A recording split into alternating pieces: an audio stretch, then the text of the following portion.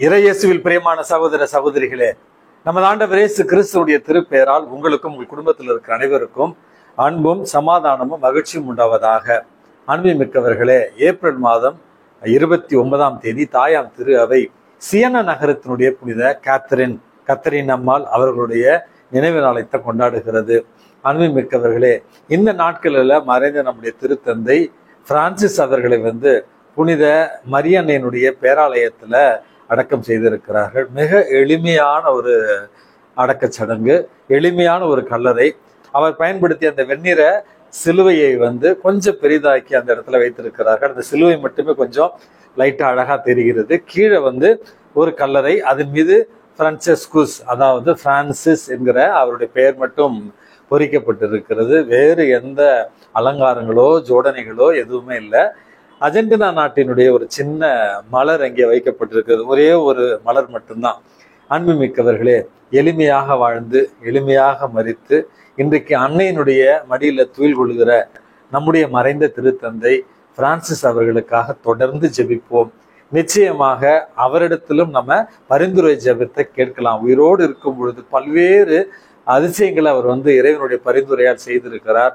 நிச்சயமாக நீங்களும் நானும் அவருடைய பரிந்துரையை மன்றாடி ஜெபிக்கிற நேரத்துல நமக்கும் வரங்களை பெற்று தருவார் என்கிற நம்பிக்கை எனக்கு இருக்கிறது.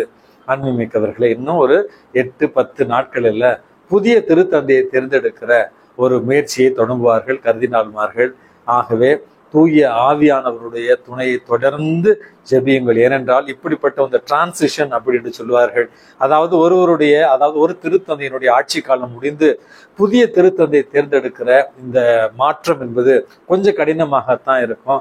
ஒரு புறத்துல மனவேதனையோடு இருக்கிற நமக்கு, இன்னொரு புறத்துல எதிர்நோக்கோடும் இருக்கிறோம். என்ன நிகழப்போகிறது, இந்த ஒரு இக்கட்டான சூழ்நிலையில கத்தோலிக்க திருச்சபை வழிநடத்த போகிறவர் யார் அப்படிங்கிற குழப்பங்கள்லாம் இருக்கும். இருந்தாலும் கத்தோலிக்க திருச்சபை 2000 ஆண்டுகளாக நம்முடைய ஆண்டவர் இயேசு கிறிஸ்துவை அடித்தளமாக கொண்டு திருத்தூதர் பேதுரு என்கிற பாறை மீது கட்டி எழுப்பப்பட்டிருக்கிற கத்தோலிக்க திரு அவை இது. எத்தனையோ அரசுகள் எத்தனையோ அரசர்கள் வந்திருக்கிறார்கள். எவ்வளவோ கொடுமைகள் நடந்திருக்கு, எவ்வளவோ இயற்கை சீற்றங்கள் ஏற்பட்டிருக்கிறது, எவ்வளவோ அரசியல் மாற்றங்கள் ஏற்பட்டிருக்கிறது. ஆனால் இன்று வரையில நிலைத்து நிற்கிற 2000 வருடங்களாக நிலைத்து நிற்கிற ஒரு அரசு என்றால் அது கத்தோலிக்க திருச்சபையினுடைய இறை அரசு தான். ஆகவே தொடர்ந்து ஜெபிப்போம் தூய ஆவியானவர் நம்மை வழிநடத்துவதற்காக. அன்புமிக்கவர்களே, இன்றைக்கு நாம் கொண்டாடுகிற நினைவு கூறுகிற புனிதையானவள் சியன்னா நகரத்தினுடைய புனித கேத்தரின் என்று சொல்லப்படுகிற கத்தரின் அம்மாள். அன்புமிக்கவர்களே, சியன்னா என்பது ஒரு நகரம். அந்த நகரத்துக்கு நானும் சென்று இருக்கிறேன். இந்த புனிதையினுடைய மீப்பொருட்கள் இருக்கிற ஆலயத்திற்கும் நான் சென்று ஒரு திருப்பலி நிறைவேற்றிருக்கிறேன். இன்னும் பசுமையான ஒரு நினைவுகளாக இருக்கிறது. ஒரு பணக்கார குடும்பம். அந்த பணக்கார குடும்பத்துல நல்லா நோட் பண்ணிக்கிங்க, ஒரு குழந்தை 2 குழந்தை இல்லை, 25 குழந்தைகளை இறைவன் ஆசீர்வாதமாக கொடுத்தார். அந்த 25 குழந்தைகளில் 25வது குழந்தை தான் சியன்னா நகரத்தினுடைய கேத்தரின். அன்புமிக்கவர்களை, கடைக்குட்டியாக இருந்த இந்த கத்தரின் இயல்பிலேயே பலவீனமானவளாக இருந்தால், ஆனால் விசுவாசத்துல உறுதியான ஒரு குழந்தையாக இருந்தால், இவருடைய தாய் இவருக்கு மனமுடித்து வைக்க முயற்சி செய்து கொண்டிருந்த நேரத்துல கத்தரினோ இறைவன் மீது தீராத அன்புல பற்றி எறிந்து கொண்டிருந்தார். 7 வயதிலேயே தன்னுடைய கற்பை இறைவனுக்கு அர்ப்பணிக்கிற அளவுக்கு முதிர்ச்சி அடைந்தவளாய், அன்னை மரியாள் மீது விசுவாசம் கொண்டவர்களாய், இயேசுவை காட்சியில காணுகிற வரத்தை பெற்றவளாக இருந்தால் இந்த புனித கத்தரின் என்பவர். அன்புமிக்கவர்களே, உண்ணாவிரத போராட்டம் கேள்விப்பட்டிருக்கீங்களா? இப்ப பேசலாம். ஆனால் இவர் பிறந்தது 13வது நூற்றாண்டுல. அந்த ஆண்டிலேயே ஒரு அறைக்குள்ள தன்னை அடைத்து வைத்துக் கொண்டு தனக்கு துறவரத்திற்கு செல்வதற்கு அனுமதி கிடைக்கிற வரையில நான் உணவு உண்ண மாட்டேன் என்று நோன்பிருந்து தன்னுடைய பெற்றோரிடத்தில் அனுமதியை பெற்றவள் தான் இந்த கத்தரின் அம்மாள். அன்புமிக்கவர்களே, புனித டொமினிக்கன் சபையில ஒரு துறவியாக சேர்ந்து வீட்டுக்குள்ளேயே தான் பல ஆண்டுகள் வாழ்கிறார். இயேசுனுடைய 5 காயங்களை வரமாக பெற்ற ஒரு புனிதர். அன்னை மரியாளையும் இயேசுவையும் காட்சியில கண்ட ஒரு புனிதர். நமது ஆண்டவர் இயேசு கிறிஸ்துவினால் கத்தரின் அம்மாவுக்கு ஒரு மோதிரம் கூட பரிசாக கொடுக்கப்பட்டது, ஒரு ஆன்மீக மோதிரம். அதை அவர் மட்டும்தான் பார்க்க முடியும் அப்படி என்கிற பெருமைக்கும் சொந்தக்காரர் இந்த சியன்னா நகரத்தினுடைய கத்தரின் அம்மாள்.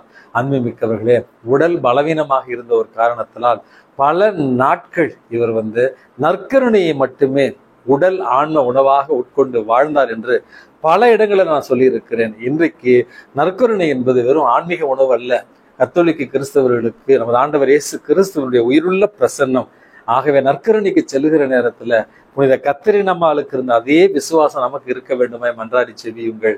அன்புமிக்கவர்களே, 25 குழந்தைகளில கடைக்குட்டி பலவீனமாளவ் என்று கருதப்பட்ட இந்த புனித கத்தரின் அம்மாள் தான் நம்முடைய புண்ணிய பூமிக்கு ஆபத்து வந்த நேரத்துல அதை மீட்டெடுக்கிற பாதுகாக்கிற ஒரு பணியில அரசர்களோடு உறவாடி அரசுகளுக்கு இடையே சமரசம் செய்து வைக்கிற, திருத்தந்தையர்களுக்கும் அரசர்களுக்கும் இடையே பேச்சுவார்த்தை நடத்துகிற அளவுக்கு ஞானத்தை பெற்ற ஒரு புனிதராக வாழ்ந்தார். அதனாலதான் புனிதர்களுடைய பட்டியலில் சீன நகரத்தினுடைய கத்தரின் அவர்களுக்கு அவ்வளவு ஒரு உயர்ந்த இடத்தை கத்தோலிக்க திருச்சபை கொடுத்திருக்கிறது.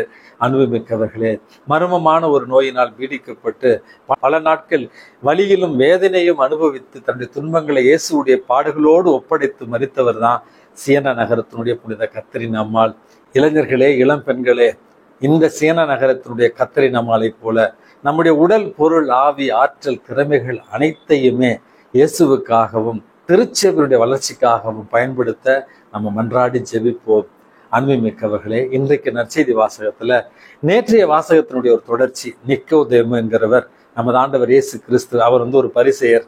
நமது ஆண்டவர் இயேசு கிறிஸ்துவை இரவு நேரத்துல சந்தித்ததாக ஒரு செய்தியை வாசிக்கிறோம். அந்த இடத்துல தான் நமது ஆண்டவர் இயேசு கிறிஸ்து, ஒருவர் நீரினாலும் ஆவியினாலும் மறுபிறப்பு அடைய வேண்டும் அப்படி என்பதை அவருக்கு விளக்குகிறார். அவருக்கு அது புரியல.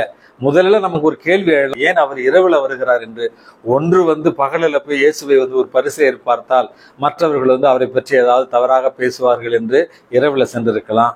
ஆனால் விவிலிய அறிஞர்கள் சொல்லுகிற காரணம் என்பது, இரவு என்பது ஆன்மீக இருட்டை நமக்கு காண்பிக்கிறது. ஆன்மீக ஒளியை இயேசுவோடு பெற்றுக்கொள்ளத்தான் அவர் இரவுல இயேசுவிடத்துல வந்தார் என்கிற ஒரு ஆன்மீக கருத்தையும் விவிலிய அறிஞர்கள் கூறுகிறார்கள். எது என்னவோ அதனுடைய ஒரு தொடர்ச்சியாகத்தான் இன்றைக்கு நமது ஆண்டவர் இயேசு கிறிஸ்து நாம ஆன்மீகத்துல மறுபிறப்பு அடைய வேண்டும், ஆவியில மறுபிறப்பு அடைய வேண்டும் என்கிற அழகான ஒரு செய்தியை கொடுக்கிறார்.